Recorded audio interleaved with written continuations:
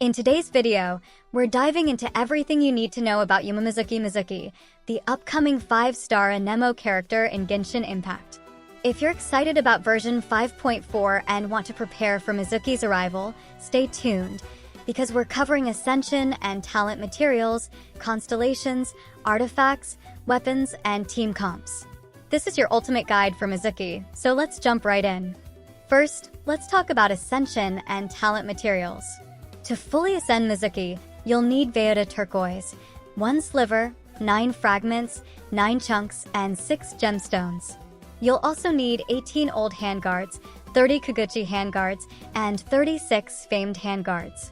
Also prepare 46 talismans of the enigmatic land and 168 sea Ganoderma, alongside 420,000 Mora. It's a grind, but planning ahead will save you a lot of stress when Mizuki finally drops. To fully upgrade all 3 of Mizuki's talents, you will need 3 Crowns of Insight, 9 Teachings of Transience, 63 Guides to Transience, 114 Philosophies of Transience, 18 Old Handguards, 66 Kaguchi Handguards, 93 Famed Handguards, 18 Fading Candles, and 4,957,500 Mora. The talent books can be farmed in the Violet Court domain on Mondays, Thursdays, and Sundays, while the handguards drop from Nobushi enemies in Inazuma. The Fading Candles are from the Arlecchino weekly boss in Fontaine. Next, let's cover her constellations.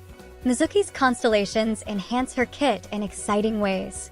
At C1, in Mist-like Waters, she applies a special effect that synergizes with swirl reactions, significantly boosting swirl damage based on her elemental mastery. At C2, your Echo I Meet in Dreams, entering her Dream Drifter state grants a party-wide elemental damage bonus, scaling with her EM. C4 and C6 push her utility and DPS potential even further, with C6 enabling swirl damage from party members to crit. Each constellation brings unique value, so consider your playstyle when deciding how far to invest. When it comes to artifacts, Mizuki offers some flexibility. For general support builds, a 4-piece Viridescent Veneer set is a no-brainer for maximizing swirl damage and reducing enemy elemental resistance. If you lean into her healing capabilities, a 4-piece Ocean-Hued Clam can amplify her healing output while still contributing decent damage through bubble procs. For main DPS builds, use the Marichasi Hunter set. Prioritize EM on all main stats if you're focusing on swirl, or go for Anemo damage on the Goblet and crit on the Circlet for DPS builds. Energy recharge is another critical aspect of Mizuki's kit.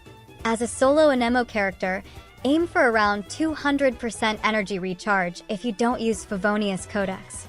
If you're running Favonius Codex, you can drop this requirement to around 160%. For teams with another Anemo character, you can get away with 100% energy recharge with the right setup. Substats should prioritize energy recharge first, followed by elemental mastery. For DPS builds, focus on crit rate, crit damage, energy recharge, elemental mastery, and attack percent for optimal performance. Speaking of weapons, Mizuki's best in slot is her signature 5-star Catalyst. With a hefty elemental mastery main stat and buffs triggered by swirl, elemental skills, and elemental bursts, it's tailored to her playstyle.